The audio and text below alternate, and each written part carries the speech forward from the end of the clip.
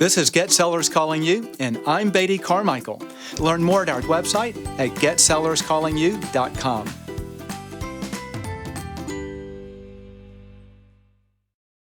Hey guys, this is Beatty Carmichael with Get Sellers Calling You, and I wanted to make two quick introductions. Hopefully it'll be quick. I want to introduce what Stuart Sutton that I'm about to bring on and just give you a little bit background on this because I think it's important, right? So Stuart was our very first client on the real estate side of things back when we were called Listing Grabber. Because he was our first client, he was also our first client to earn $100,000 in commissions through our product in his first year. He's also the first client I've ever met who blew me away because at the time I met him, he was doing 120 transactions a year, personal production with one part-time assistant.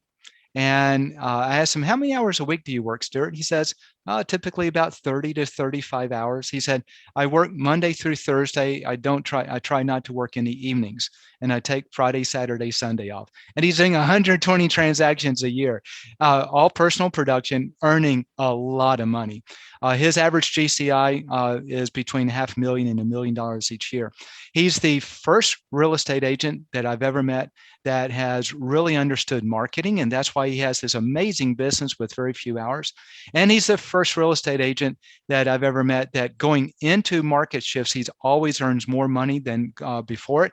And coming out of the shift, he's always killed it, like 2 or 3 times as much money coming out of the shift. And all of this is because he understands marketing and he understands real estate. And you're going to love this interview. So listen up. The other person I want to introduce is another good friend of mine from years back. He was also one of our early clients, and I've loved him to death. His name is Ed. He's from Washington State. And this is an interview that just an off-the-cuff interview. We're at a NAR event. You'll hear if you're listening to this strictly as a podcast, not a video, you won't see that he came up to our booth and we're now interviewing him at our booth. He also was one of those who earned over $100,000 or plus or minus $100,000 his first year with us with Listing Grabber. And Listing Grabber, just as a perspective, we do on our postcards, that we do with our Agent Dominator, we have a QR code and it's a way to identify sellers, okay? Listing Grabber is that part of what we do today. So what we do today is the Listing Grabber plus a lot more, but the core of what we do, identifying sellers, is the old Listing Grabber approach and platform. And so because we're bringing Listing Grabber postcards back out, okay, as just a standalone card, you can just send it out to whatever list you want, and they consistently work well as long as you have the right ingredients in place. Okay, then I thought I wanted to share one of these old testimonies of how well it works for Ed at the time that we were doing this. So listen up, you'll enjoy Ed's message, and then as we move into that, I'll introduce Stuart. Have a very blessed day and enjoy. I'm with Keller Western Realty up north of Seattle, about an hour north of Little Tiny County, about 100,000 people. And I've had Listing Grabber, I don't know, 4 or 5 months, I guess. I've probably listed almost one house a month with them, starting from the first month. The first one was a $680,000 house. I closed one on Friday. I listed one on Thursday. I'll actually do photos for it Friday when I come back. I'm tickled pink. So. Have you done other marketings before, and if so, how does Listing Grabber compare? Yeah, I've done numerous other marketings with listings, and listings are going to be tougher than buyers. And to me, this is a no-brainer. So yeah, I mean, this is the one. If you were going to do one, this is the one I would do. Hey everyone, this is Beatty Carmichael again with Get Sellers Calling You, and this is actually a video. I have a good friend of mine that you've heard before, if you've heard any of my podcasts, and that's Stuart Sutton from just outside of Austin, Texas. And Stuart, thank you for joining us again. Thank you. I'm honored to be here, of course. Well, we're honored that you are here. And while this is a video, you can watch this on our website at Get Sellers Calling You. I don't think we're going to be showing much visually. And so you should probably pick up everything that you need to audibly, but just be aware, if I pull up something or maybe Stuart and it starts pointing out, and saying, hey, this is how you do it this way, then just know that there's a visual that goes there. Well, Stuart, I wanted, so by the way, Stuart and I just recently did a podcast on niche marketing. And I wanted to bring Stuart back because the market is shifting. And we did a really cool podcast a couple of years ago, Stuart. Do you remember on when the market shifts? This is right at the beginning of the pandemic. And I wanted to ask you what you've seen through all these market shifts. Do you remember doing that podcast with me? I do. As a matter of fact, I think you have a much better memory than I do about things like that. But yeah, I specifically do remember that. Well, the things I remember, the things that blow my mind. Okay. And it takes a lot to blow my mind these days to some degree, maybe just a little bit like a little micro firecracker or so. But just for benefit with our audience, I want to give the background of how that podcast came out. And that will kind of give you a clue into why I've asked Stuart to be here. So Stuart has been around the block for a while. He doesn't look like it, but over 40 years selling real estate, if I recall. Is that right, Stuart? Over 40? You got it. Just broke 40. Just broke 40. Okay, great. Good. Whew. I thought I had my information correct. I'm over here turning beet red when I do that. So, and what was interesting is at the beginning of the pandemic and everything was getting locked down and realtors were unable to show houses sometimes, and everything was changing fast. And I was talking to Stuart just by phone, and he was sharing that in every single market shift that he's ever gone in the now 40 years of his real estate career, he's always entered that shift earning more money than before the shift. And he exited the shift earning a lot more money on the exit than he did going on the way in. So I was so impressed. He shared a little bit about it. We did a podcast. You can search our channel if you want to hear that. But I thought we'd kind of do a repeat of that because while Stuart may not remember exactly what he said, here's one thing I have learned about Stuart. Stuart is 100% consistent. He does the same thing. It's boring. There's nothing exciting about what he does. There are no shiny objects that he gets attracted to. It's what works, consistently works, and he just is consistent. And so I thought, sort of like telling the truth, Stuart, you never have to worry about what you said as long as you tell the truth, right? So yeah, and I've got to tell you, I'm very flattered at how boring you described me. But it is actually true. The real estate business can be very exciting if you approach it from a consistent, and yes, it's not real sexy and exciting, but it's a very practical and very workable process. And most agents do get distracted by all kinds of different things.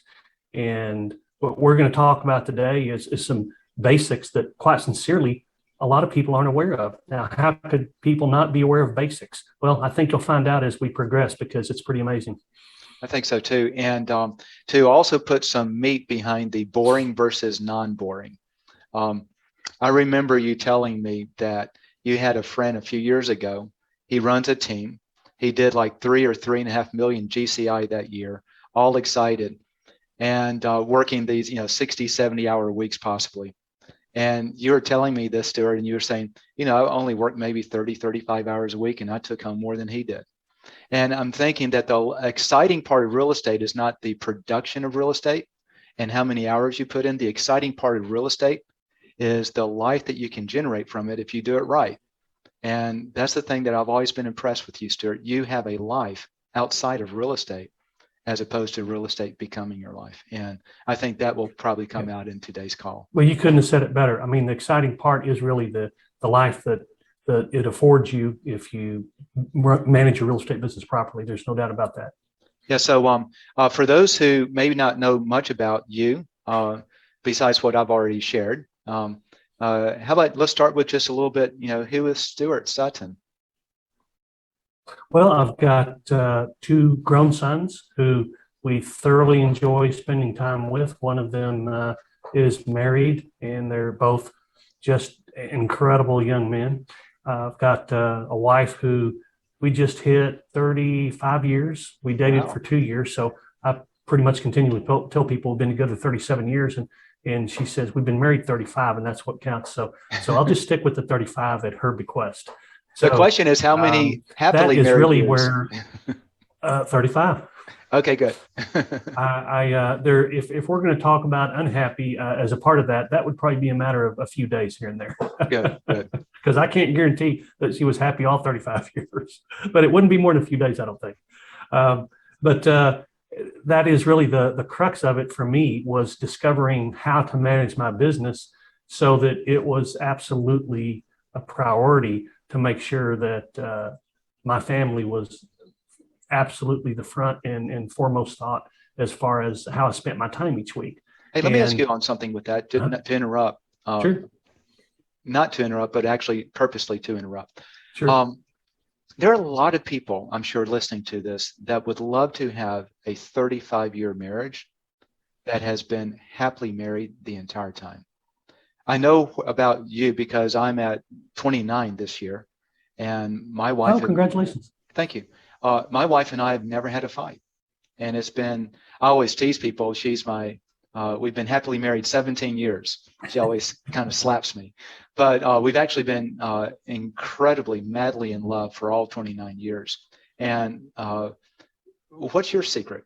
If you were to kind of boil it down, what? Well, I can tell you it's probably the same as yours. And you know what's interesting is a lot of people, well, fighting is part of marriage. We don't ever fight either. I mean, we just don't.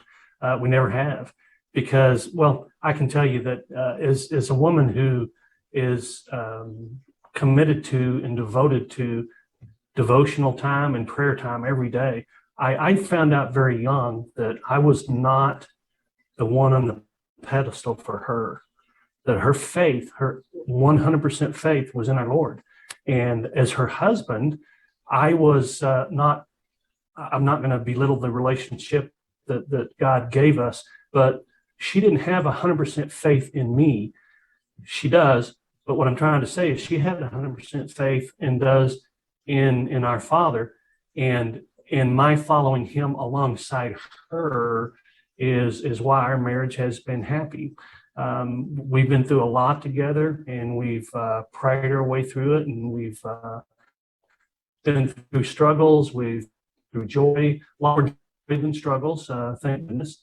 But that's the secret to our 35-year marriage, is because we don't look to each other to improve or make each other happy. We do that. That's exactly what's going on with us. I remember, in fact, I want to share I remember years back someone shared the secret to having a successful, happy marriage is if you think about a triangle, and the top of the triangle is the Lord, and the two sides are you and your spouse. Yeah. As each of you pursue the Lord, you grow closer together. Up that triangle. Yep. And the key is as you Very go cool. up that triangle, getting closer to the Lord, it brings the two of you together as well. And that's a very cool analogy.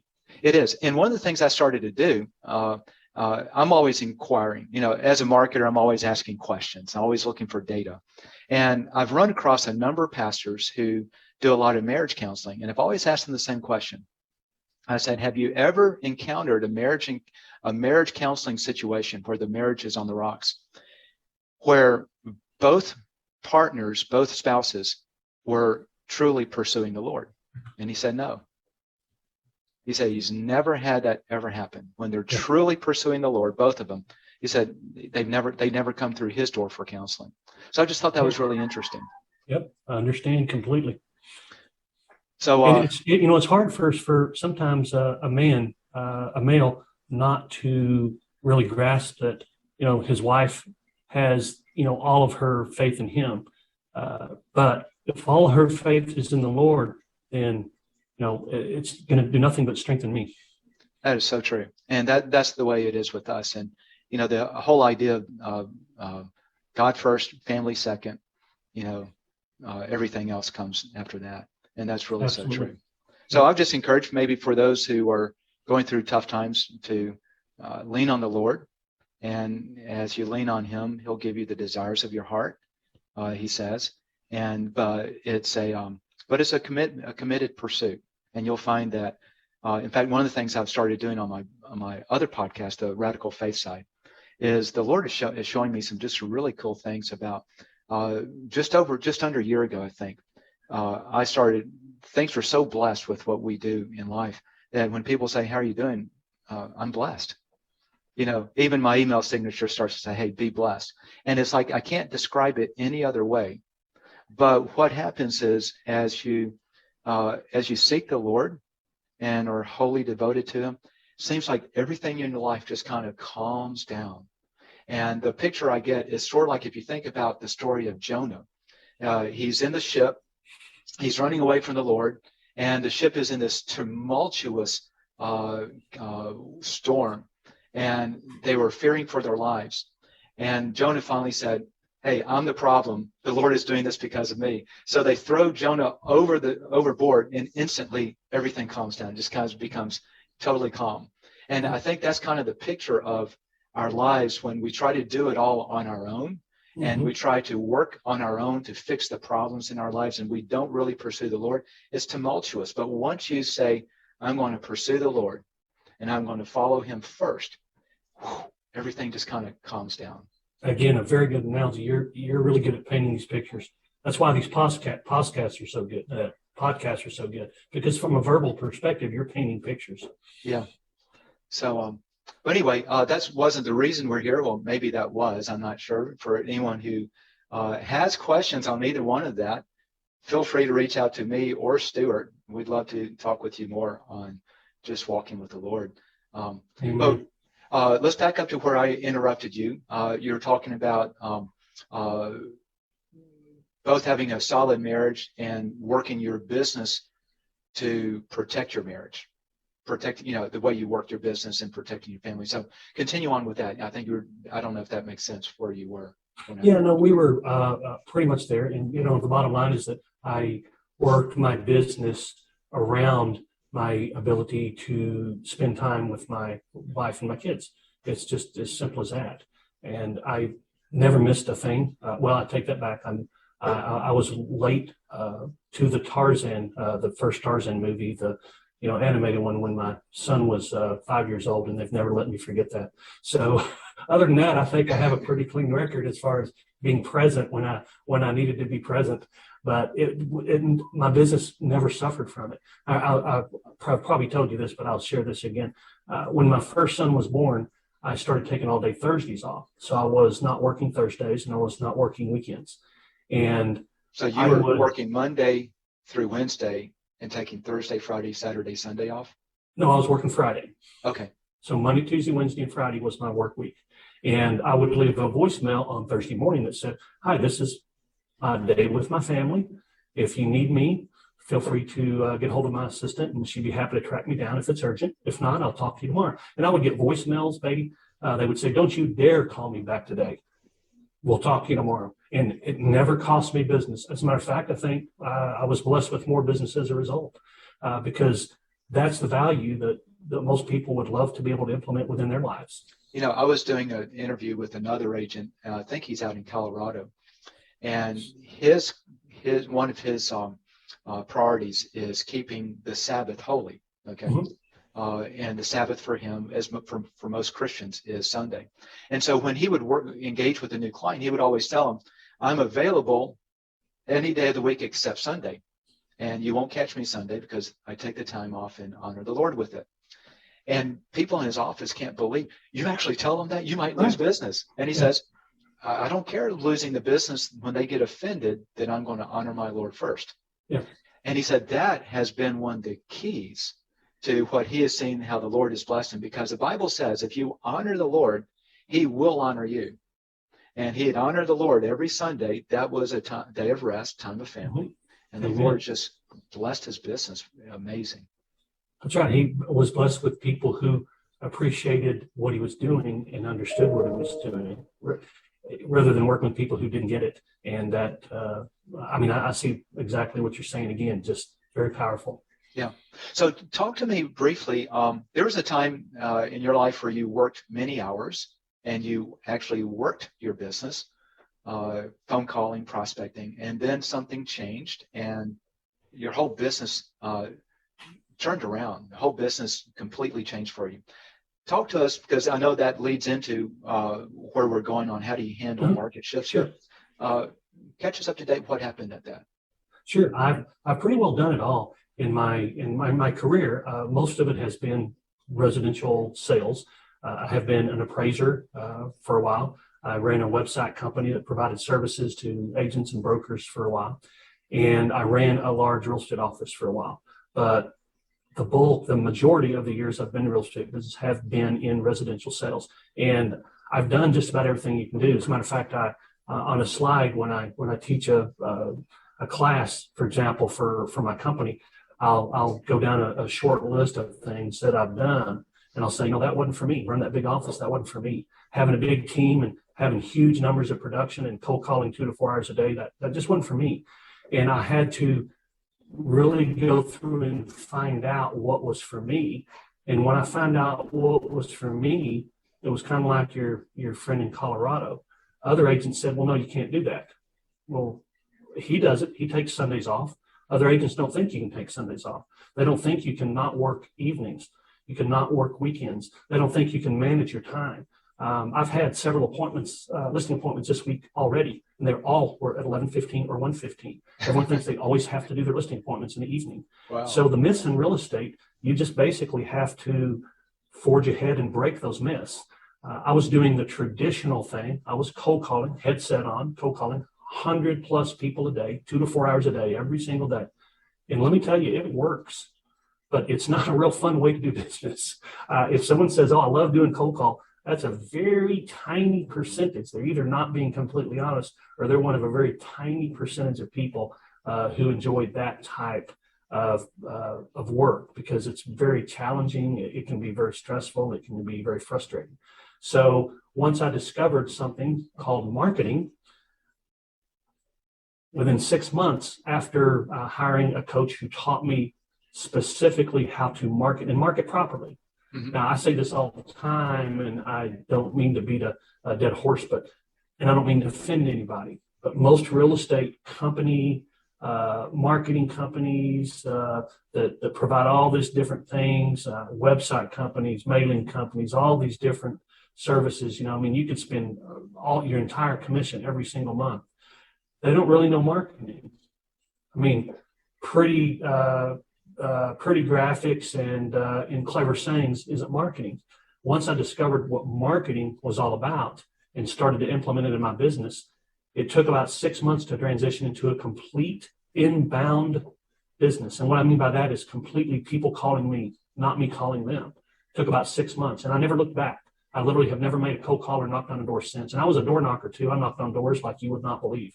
I haven't done it since I discovered marketing. I've not made a cold call or knocked on a door. And I've had shorter work weeks, made more money. And it's a result of understanding and implementing marketing methods, which is, what your career is all about. Very fascinating. So let's talk about that. And let's talk about the best practices that we were talking about before we got on the call recording. So we're in a market shift time. Interest rates, to kind of date this podcast now, interest rates have soared. They've gone up over double what I think my interest rate is half of what the current 30-year fixed rate is today. And I just refinanced maybe a year and a half ago. Mm-hmm. So that's right. How quickly it's happened. Right. And the seller's market is possibly slowing a little bit, but not the price, maybe the velocity.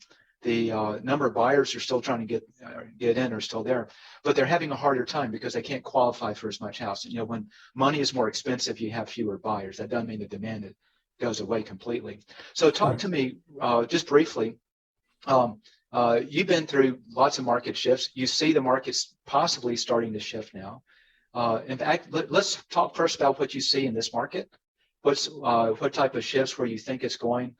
Just from at least from Austin, if you don't have a national perspective. And then I would love to hear what you think in terms of how do you manage this shift compared to how do you manage previous shifts? I'm going to really address that in a way that most people aren't going to really want me to. This is the truth, and it's going to hurt you, right? You got it. I've been teaching and coaching real estate agents since the mid-90s, and I get a question more often than any other question, maybe more than all the other questions combined. And that question is, what do you do when someone asks you to reduce your commission? And my response is just a total shock to them. I say, I don't know. They say, well, how could you not know? I say, because nobody ever asks me. So how would I know what to say if no one ever asked me?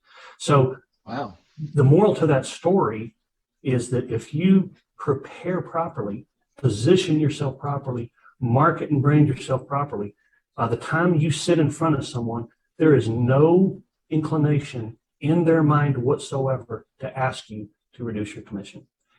And again, I don't care what your commission is. You may already have a discount commission. You may charge more than what the average agent charges if you position yourself properly. So let me take that to your question. Before you do, I want to clarify it. Out of the last 100 listing appointments you've gone on, are you saying that none of them asked you to reduce your commission? Correct. Wow. We can go back a lot farther than that. Out of the last 1,000. Yeah. Wow. Yeah, I just don't get asked to. That's impressive. So that is the power of marketing. That's the power of marketing. You're exactly right.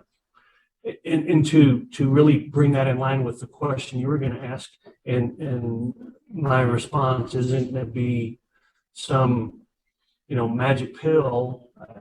Bottom line is that in a market shift, I just keep doing what I do, and I do put out marketing even now that says I've been through three booms and 3 busts, and I know how to manage those. And there's some very particular strategies that you need to adapt to in different kinds of markets. For example, I negotiate for my sellers very differently in a blistering hot market than I do in a regular market or a down market. It's very different. You have to understand. And I see that a lot of agents actually try to negotiate the same way.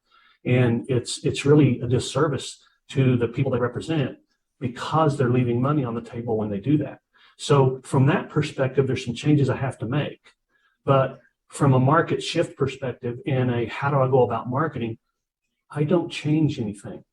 What I have to do is understand that the market is going to provide me a higher inventory. I still remember this, Beatty, when I think I first met you, I have a part-time assistant. She's phenomenal. I'll certainly admit that up front. But my entire income comes from my efforts and my assistant's efforts. And it's pretty substantial as far as that goes. But the reason that we can do what we do is because we're very productive and we're focused on the marketing and the service. And a lot of people can say that. A lot of people can give it lip service, but the implementation is the key. So when I met you, I think as part-time assistant now, we're handling about 50 listings. I think it was 51, if I remember right. And today I handle. You had an inventory of 51 listings? An inventory of 51 listings. Okay. Me and my part-time assistant. And today I handle 1/10 of that. But the income's about the same. Okay. So as a matter of fact, this drives brokers that I work for crazy. I've been making about the same amount of money since 1995. And what we do is simply the turnover and inventory in the market, we adapt our service to it and our marketing to it. So with marketing, you can turn the faucet up or you can turn it down. Guess what I do? When I go on vacation, I was, as you know, just got back from 2 weeks. I just turn my marketing down. And then when I get back, I just turn the faucet back up a little. And the clients that hire us do so for very specific reasons that they learn from our, and the number of clients that hire us in a slow market is going to be much higher than it will in a very brisk market because there are fewer listings in the market today, but we know exactly what the turnover is and exactly what number of sales we need to make and exactly what income that will bring us.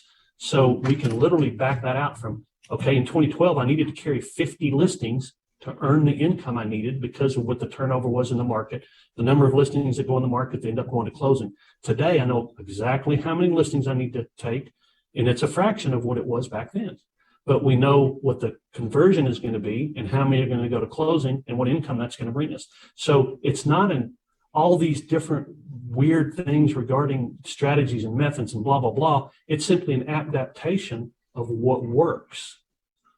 And that's a very effective marketing message to a targeted consumer. Does that make sense?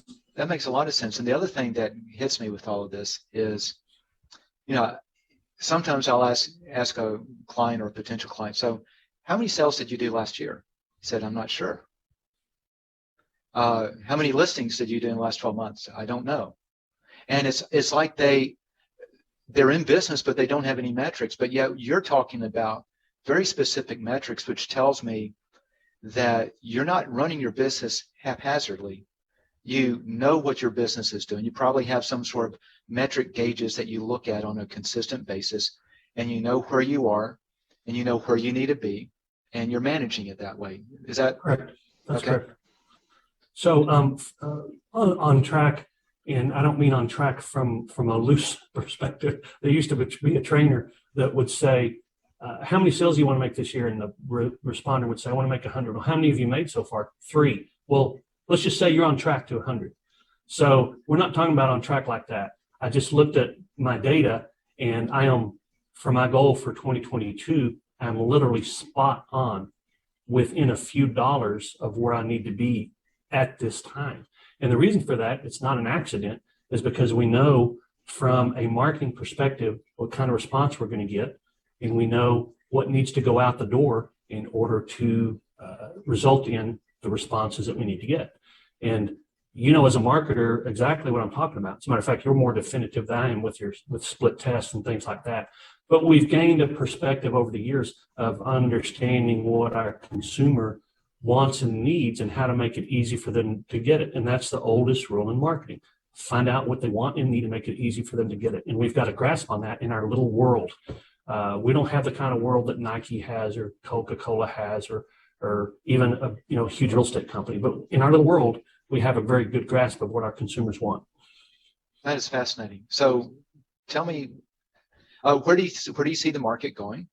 What type of shift? And then let's talk about, how do you protect against that? How do you keep your business up and grow your business when the market shifts? Because most of the agents out there probably listening to this, their business has as dramatic a shift as the market does. And it's, but how do you stay steady in that? So where's it going, and how do you stay steady? That's a good question. And I'm going to answer that with a very trite answer and then delve into it a little bit. And this is going to, Beatty, very sincerely, I don't care. I don't care where the market's going.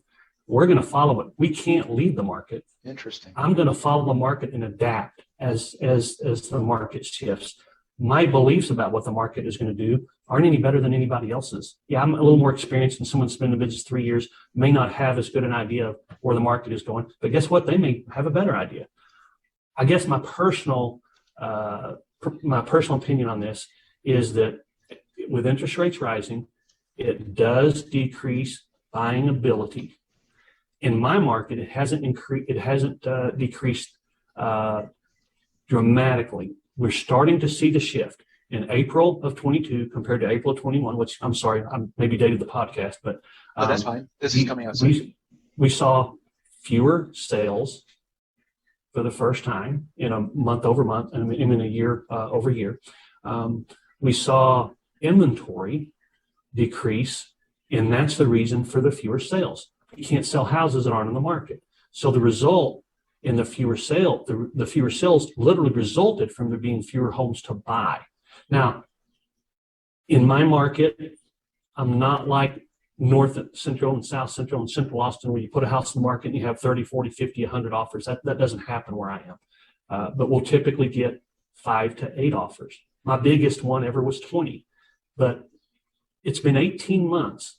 Yeah, 18 months, nearly 19 months. Every home I put on the market has sold the first weekend with multiple offers over asking price. So it's okay with me if I've only got 4 offers instead of 20. That's fine with me. Our over asking is actually well above the average because of the way we negotiate. And again, that negotiation strategy does change based on the market. But I do know that there are fewer buyers because we have fewer showings. So in a given weekend, 3 months ago, we would have 15 people look at a house and we'd get 5, 6 offers. Today, we'll have half that. We'll have 8 people look at a house and we'll get 3 to 4 offers. So we're seeing a very gradual, and maybe a few months isn't gradual, but I don't see us falling off the cliff. It may happen, but we're kind of in that very subtle downshift from 100 miles an hour to 90 miles an hour, but it's still moving along because the demand in my market is still quite high. Even with higher interest rates, the down payments that we're seeing are not minimal down payments. They're substantial down payments. And I don't think that the kind of buyers that we're seeing with substantial down payments are going to be that affected by $300 or $500 even a month in payments. When you're talking about somebody putting down, $300,000, $400,000, $500,000 on $1 million house, guess what? They don't want that high payment. They just put down, 100 grand less, or put down 100 grand more. You see what I'm saying? That makes sense. So in the entry level market, I think you're certainly going to see some impact. There's no doubt about that. So then, as we move into shifting markets, you've been through 3 booms, 3 busts. What have you learned? And what are you expecting to do for whatever this? I love what you said. I don't care what the market's going to do. I'm simply going to adapt. You got it. So talk to Because me. guess what? It's when you're in a blistering hot market, and here's what really just surprised me again and again, where agents continue to act as if it weren't a blistering hot market with their marketing. So if I get a card in the mail that said, hey, we sold the house around the corner from you in 4 days. It was incredible. Can you believe it? 4 days. We sold it over asking price. You know what my thought is as a homeowner? Well, that's what they all do.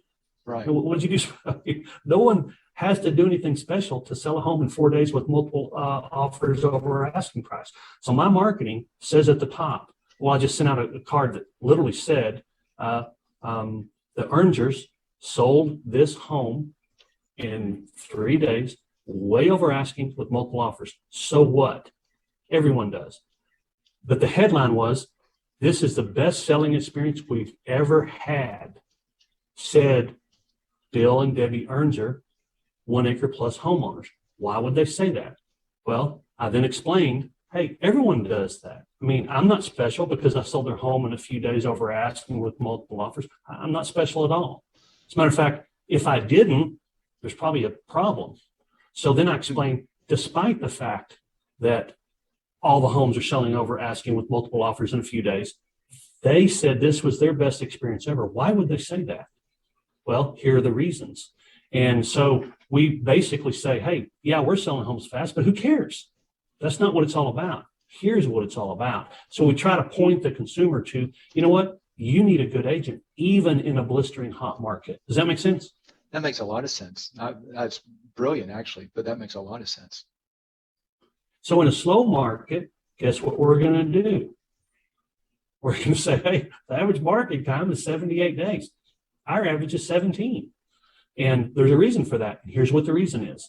So we're going to go back to pointing to the reason for the success on a comparative basis. The only comparison basis I have right now is my list to sell ratio. So if somebody lists their house with me and it's in my market, in the product that I work, I will get them a dramatic, and it's tens of thousands of dollars. I can give you exact numbers based on different markets. But one market I work, it's $23,661 on the average, even in a blistering hot market. If they list with me, they'll make an extra 23 grand. And there's another market that I work. This is going to sound crazy, but I get them $66,100 more on the average. That's a lot of money in your pocket. And I've got statistics and mathematics to show exactly what happens and why when someone lists with me, they literally pocket an extra $66,000. So that's really the only difference. Everyone sells in 3 or 4 days. Everybody sells, with multiple offers. It's not the agent that's doing that. It's the market that's doing that. Very cool. That makes sense? Okay. That makes a lot of sense. And what I love that you're sharing is you're educating them what makes you different. Both, not only your stats, but what is it that you do that drives the ultimate stat there? Yeah, and I got to give you a lot of credit for that. I wasn't as good at doing that until you started helping me with my marketing.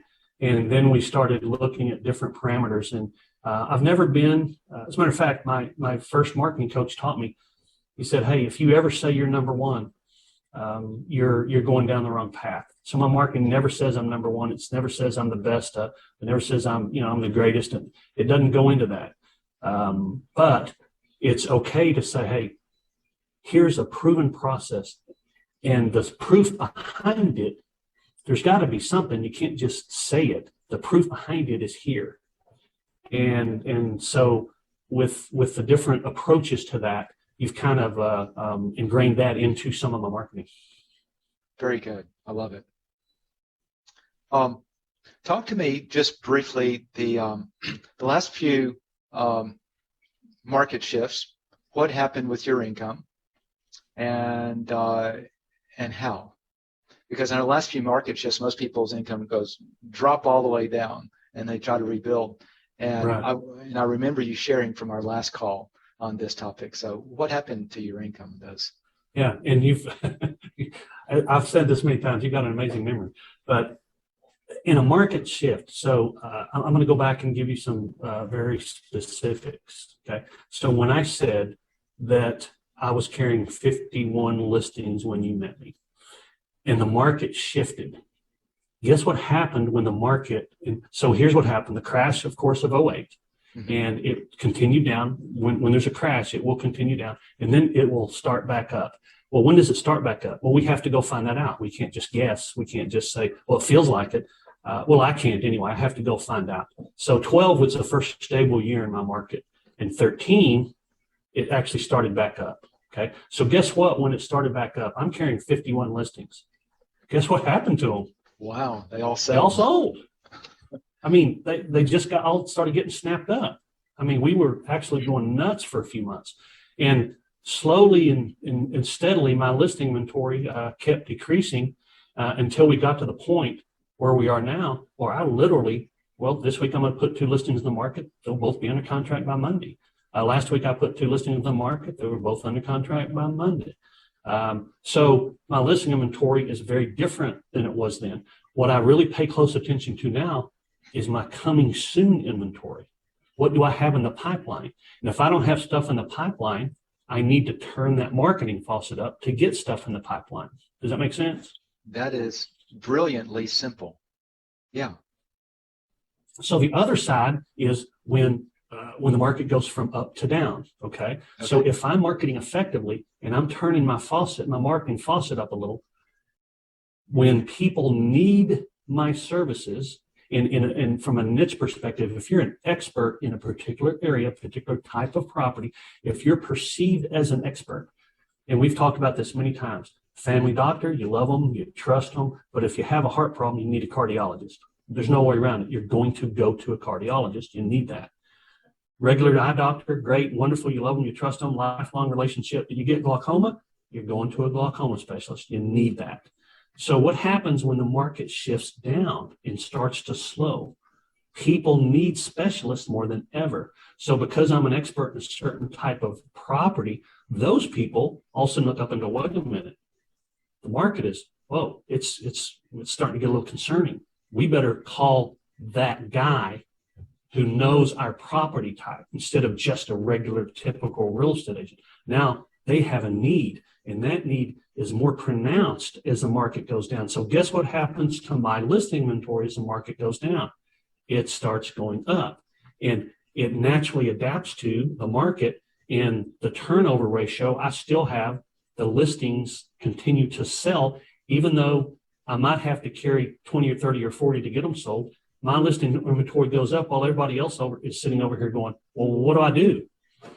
It's just a natural consistency from marketing for listings. Does that make sense? That makes sense. The niche side of it makes great sense. I never thought about that, where if I'm in a certain type property, everything's selling. I can choose anyone. It's going to sell. So the specialist doesn't become quite as big of an issue. But then when the going gets rough, and it's absolutely, I love what FedEx, when it absolutely positively has to be there overnight, choose FedEx. Yep. So when it absolutely positively has to get sold, and this is a difficult market, call Stewart. Yep. And we've actually used that, by the way. Don't tell FedEx. Oh, okay. You by the way, side note, Do you know how they came up with that slogan? No. So I was in a group called Vistage for many years. It's a business mastermind group.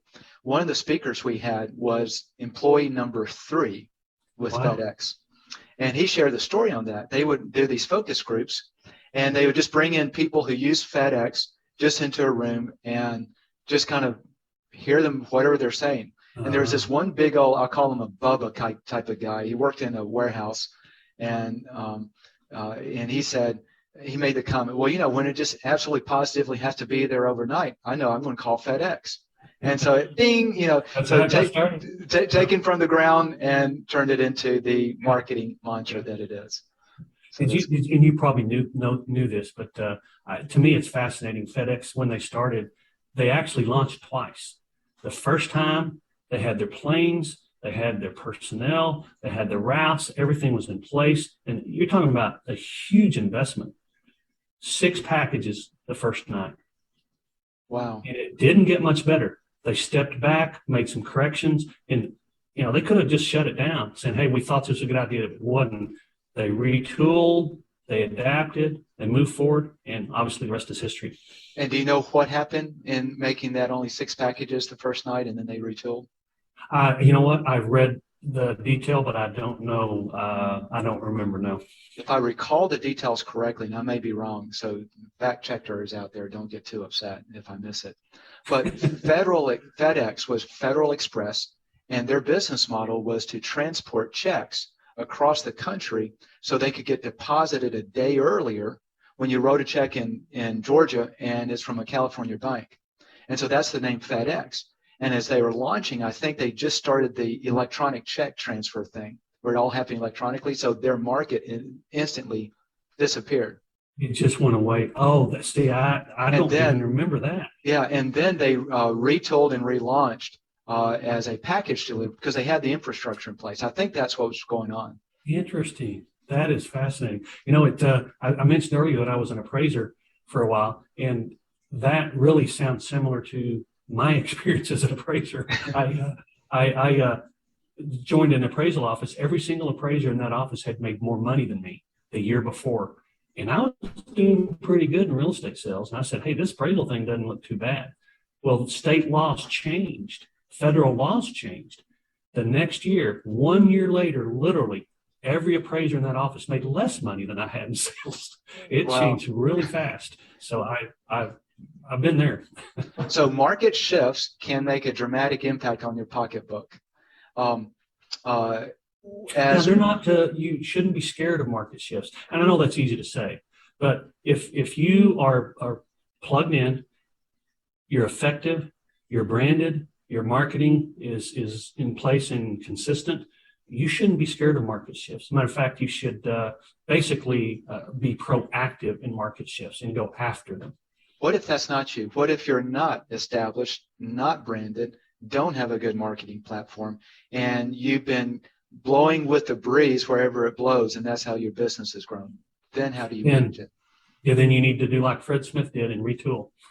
You need to get branded and learn marketing and get processes in place. And the thing about it is, I tell people this all the time. It's not something I made up by any means. I can't even remember the quote now. If I went back and looked at the beginning of our workbook, I would remember who said it. But it's sometimes getting a process into place is a lot of work. But once it's in place, it's smooth sailing. And that's kind of what, I didn't work 30 to 35 hours a week to get my processes in place. I worked 30 to 35 hours a week after my processes were in place. And it can take, some really nose to the grindstone days and weeks and months to get your processes in place. But once they're there and once they're effective, it's really easy to manage. And if it's not, then you're not doing it right. I remember when we work with agents and like they want to do a geographic farm, we always recommend start with your personal contacts list, your past client sphere of influence. In fact, how many pillars of income do you market to? 4. And out of those 4, which is your most profitable? Well, quite sincerely, it's either my niche or my sphere of influence, and those can interchange year to year. Interesting. So But I know your niche typically stays at the top of most of them. As I've spoken with you, Yeah, there's no doubt that sphere of influence should be number one for just about everybody. The reason that the niche has gained that kind of momentum and etched out my sphere is because that niche includes sphere from the niche. Oh, okay, that makes perfect sense. Yeah, because that's where you've been focused. Very cool. So I have two spheres. I have a sphere for Real Estate by Stewart, and I have a sphere from my niche. Okay. So the one of the things that we see with our clients is they get started with us and then they kind of crumple down. They go, oh, this is going to take a lot of work. You mean I need to put together a list of my past clients and my friends and family? I haven't done that. How do I, and then now it's a lot of labor. They just want the baby. They don't want to go through childbirth. And, or if they're doing geographic farming, they'll say, you mean I have to research? And it's funny because you made that comment that you put a lot more time getting the process in place versus maintaining it once it's in place. Exactly. And that's what we've seen with our clients and even just internally how we do things. Right. I still remember one time, my wife and I worked for the same real estate company before we had kids. She quit when we had our first son. But I still remember this, Beatty. The broker, and it was a very successful local real estate brokerage firm. The broker was out playing golf, and he did that on a regular basis. And a couple of agents were sort of kind of commenting about that, call it gossip, if you will, that he seems to play a lot of golf. I still remember this. My wife said, you know what? I think he has earned that right. You can't imagine the man hours and the sacrifices he made to get this company where it is today. And now it's running pretty smoothly, and he deserves to go out and play some golf. That's why he did what he did. I remember those 20-hour days 18-hour days I used to put in. It takes a lot to get it going. Once it goes, it's good.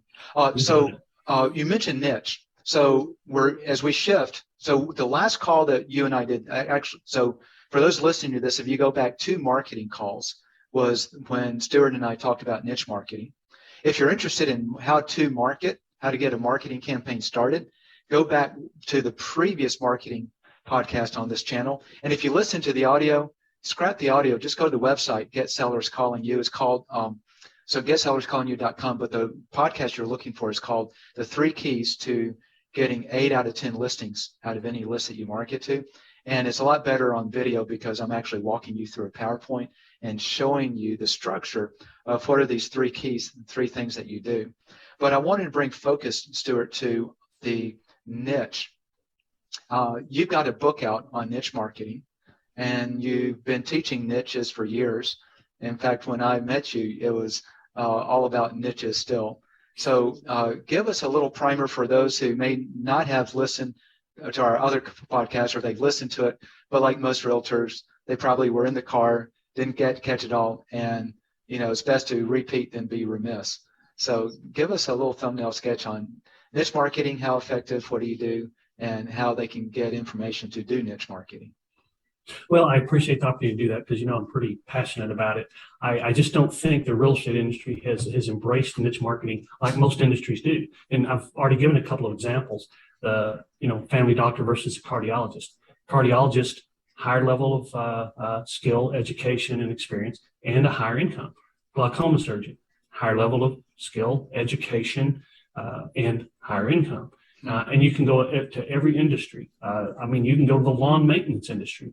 And we've had to find people who could do our landscaping with deer-resistant plants, who knew exactly what to do. Cost more money, but they had that knowledge.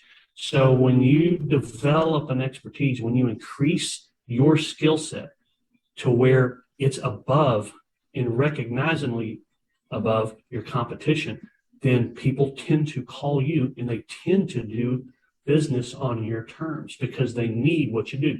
Want versus need. So niche marketing, and I really consider becoming an expert or a specialist, the power socially and psychologically behind an expertise is incredible. I've listed homes instead of my client's sister, instead of my client's brother-in-law, instead of my client's longtime friend, instead of, it's really the argument they have for not listing with their sister-in-law or their barber's son, or, whoever the case is, right? It's, hey, well, I normally would use you, but we're going to list with this expert. So it's kind of like, well, I love you, and I really would like to try that treatment, but I'm going to use this cardiologist, So it's kind of the same, hey, I have a need, and that need has to be fulfilled in a certain way. So when you have an expertise above your competition, people will respond to that.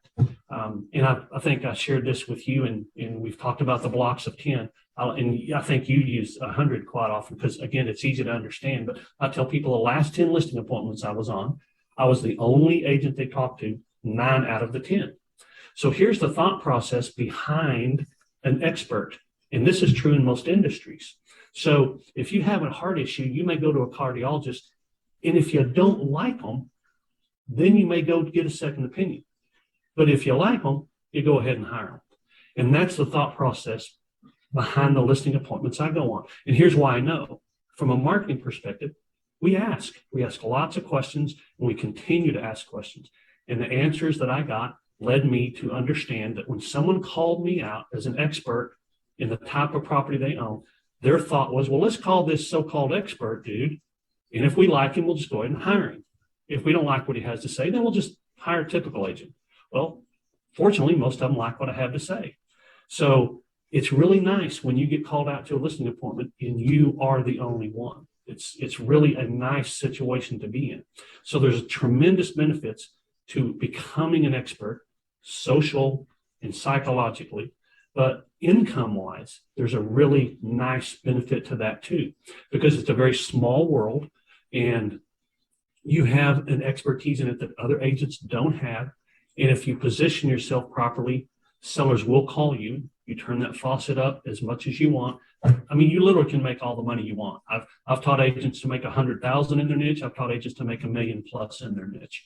It really has to do with what your personal desires and goals are, but it's more manageable and controllable than a regular real estate practitioner, if that makes sense. I hope I didn't ramble too much. No, you didn't. I found it fascinating that simply because you're the niche expert, that they don't inquire with someone else unless they just don't like you. You got it. That for some reason that just really struck me. I never thought about that, but you're absolutely right. If you're the expert, they start with you first. Exactly. And on our last call, the other thing that dumbfounded me, I was asking you, if I were to do the same amount of marketing effort in a generic real estate business versus a niche business, what type of impact? You said minimum was 3 times. I was dumbfounded. You said the average is 5 or 6 times greater results for the same amount of effort. And now this starts to make more sense. If you are the expert, they call you first and they choose you unless you lose the sale. Exactly. I mean, when my optician said, hey, Stuart, our test shows you might have glaucoma. Let me refer you to the person. So I went to him. He was all right. I liked him. He, explained things well. He seemed to be professional, seemed to be knowledgeable. So I stuck with him. If there'd have been any doubt in my mind, I would have gotten a second opinion. But I didn't need to get a second opinion because he was professional and capable. So if you're professional and capable, they're not going to go get a second opinion. Yeah. And it's kind of a natural process. It is. And I love your comment that in the niche, they use you over their brother, sister, wife, cousin, because I hear that a lot. Well, they always have a brother, sister, or wife. Yep. And we're just doing a set of cards. So we focus a lot on niches with what we do. Right. So you got second home, and this one client is on the river. And it was just hitting me that, he lives on the river. That's his niche. Any other agent coming in that doesn't live and sell on the river, he's got a huge step up, and they would be more willing to sell with him because he understands the dynamics of that niche versus the generalist real estate agent. Exactly. And I refer to the generalist as the typical agent. And exactly. The typical agent. Yeah, it's not derogatory. It's not offensive, but typical agent does typical things. And when a homeowner owns a home that they consider to be unique or special, they want someone who understands the uniqueness and specialness and what needs to be done to find a buyer who wants that particular type of home. So there's a lot of psychology behind it. It's really kind of a social norm. And there are a lot of social rules out there. We can ignore them or we can embrace them. And if we embrace them, It's simply a benefit to us. But one thing you mentioned, which I found, because I tend to be a little bit frugal, spending less money to make more money, that's really pretty hard. That's pretty hard to beat. It is. And that's hard to beat. So is your lifestyle of working. Let's see, when I met you, you had the 51 listings, apparently. And you said you worked an average of 35 hours usually a week. You did not work weekends, and you rarely worked in the evenings. And I'm thinking, that's a guy who knows how to control his life. And that's amazing. So this niche, getting into the niches. I'll spill the beans just because we got to wrap this up. You mentioned on our previous pandemic call that going into every market shift, you earn more money, and coming out of every market shift, you even earn more. And you actually listed, y'all got to just go back and pull that up. It's a couple of years ago. You'll see it probably March, April of 2020, I think. But you even had your records in front of you, which didn't surprise me at all. And you said, I made this much. You just kind of walked me through how much going into the shift and coming out. Mm-hmm. And your business was just completely steady. It was amazing. Well, what's amazing about it is that your level of experience doesn't matter. I've got a group right now going through my niche marketing blueprint course. And the first agent who was ready, it's a step-by-step, and each week builds on the next. But the first agent who was ready and got her first marketing piece out, got it out. And it's just phenomenal when you have that feeling and you know that all the pieces are in place. So she sends her second mailing out, boom, listing appointment.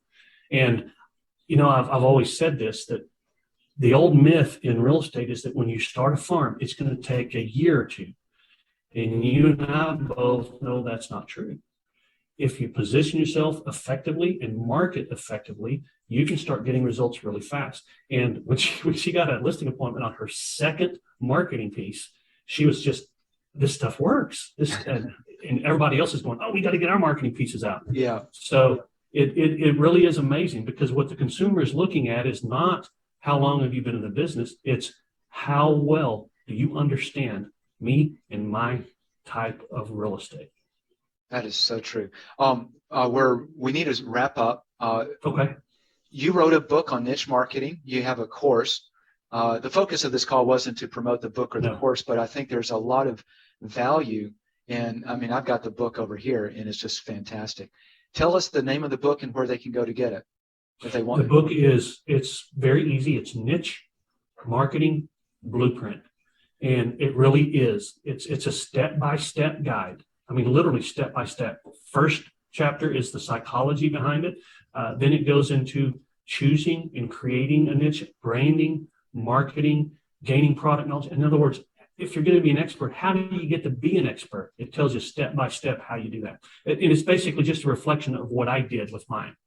Perfect. And you can get that at Amazon? Get it at Amazon. I'll have my own, and it was premature. I've got my own site up and all that ready for the book to sell, but the shipping has lagged a little bit. That'll be in place in the next few weeks. But right now, you can go get it on Amazon. Okay. And for those, so this will come out in probably about 3 weeks, or maybe 4. Okay. Will you have your site up by then? Do you want to give your site? Yeah. If the shipping is ready, it's nichemarketingblueprint.com. Oh, well, that's easy. Yeah. Nichemarketingblueprint.com. That's it.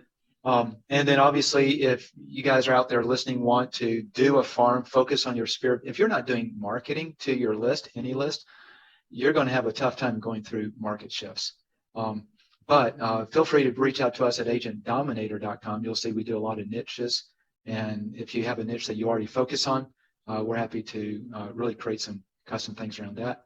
Stuart, thank you so much for your time. This has been just really, as always, amazing. And taking notes, and I was thinking as we got on this, the best was at the last. I think the biggest things that you can pull out of this is the last part of the call. So thank you very much. I'm glad to hear that. I hope it's helpful. Thank you. Yeah, and you guys have a very blessed day who are listening in, and come back for the next podcast, whatever it will be. Y'all be blessed. All right, bye-bye. If you've enjoyed this podcast, be sure to subscribe to it so you never miss another episode. And please like our Get Sellers Calling You Facebook page. Also, if you want to increase sales from past clients and sphere of influence, dominate a geographic farm, or convert home valuation leads, check out our Agent Dominator program. We create custom content that differentiates you from other realtors, then use it to keep you top of mind with your prospects with postcards, targeted Facebook ads, email campaigns, video interviews, and more. And the best part is we guarantee your sales or give all your money back.